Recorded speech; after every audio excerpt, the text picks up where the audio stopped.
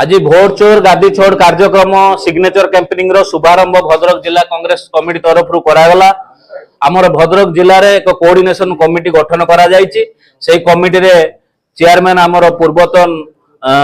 जिला परिषद चेयरमैन पूर्वतन विधायक श्रीजुक्त पंचानन मंडल होइछन्ति और तांको सहित आमर पुरुखा नेता देवेंद्र महांती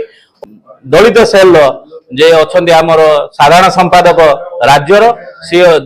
राजेंद्र जेना महोदय ए तीन जन को नहीं जो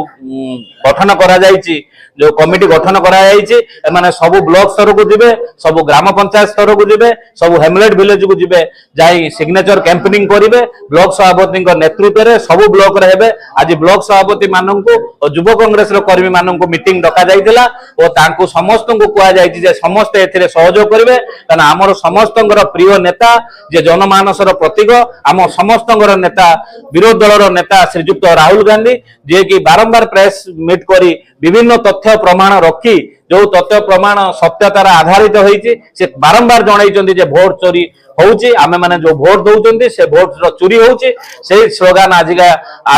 भारत वर्षर कंपमान होउछि सारा राज्य रे कंपमान होउछि आम जिल्ला रे अनुरूप भाबे रे कंपमान होउछि जे भोट चोर गादी छोड़। बर्तमान भोट चोर गादी छोड़ को नहीं आम समस्त को बुझाऊचु जे आपण मानकर भोट आज चोरी होउछि आपण माने सजाग होंतु आपण माने आम सहित एकजुट होंतु आमे माने ये जो धर्मर प्रतिष्ठा करिबा आमे माने गणतंत्र को बंचाई रखिबा आ भोट चोर गादी छोड़ को दिना दिना गादी छाड़िया को पड़िबो। Rajendra Prasad Jena state general secretary AC department कौन कहबा जो जिला कार्यालय रा भोट चोर गादी छोड़ नहीं आज दस्खत अभियान कार्यक्रम आज आमर शुभारंभ होईछि। आमर जे जिला सभापति नलिनीकांत महांती आज से आज शुभारंभ करछन्ती। एही दस्खत अभियान को आज समग्र जिले में आम लोकों पाखरे पहुँचबू एवं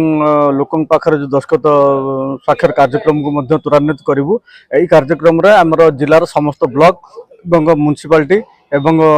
सभापति माने मध्य आसीथिले युवा छात्र कांग्रेस सभापति माने मध्य जोग देथिले। एही कार्यक्रम को आम जोरदार करिवु कारण देखंतु आमर जो भोट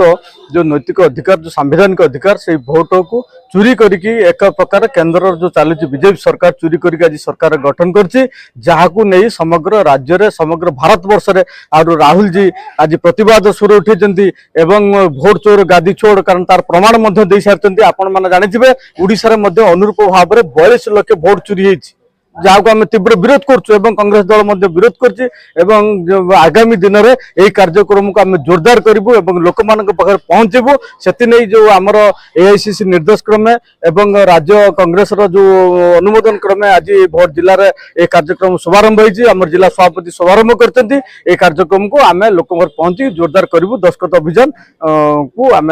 केमी हम हो पार लोक पहुँचू। बिहार निर्वाचन में भोट मोदी गाड़ी छाड़िए निश्चित भाव में लोक मैंने अलरेडी जानी सारे भारत वर्ष लोक मैंने बुझी सारे किपरि भाव में ये जो मोदी सरकार केमिति लोक मानकर भोट को चोरी करके आज शासन गादी में बसी एथि लोक सचेतन है जानी सारे तार प्रतिफलन आप देखिए बिहार निर्वाचन में निश्चित भाव में लोक मैंने माने निश्चित भाव में एम तोड़ीदेवे कारण जो भोट हूँ संवैधानिक अधिकार जो न्याय अधिकार से अधिकार को आज बीजेपी सरकार चोरी करके छड़े नहीं करके शासन व्यवस्था भितर आसी लोक मैंने बुझीगले जहाँ को राहुल गांधी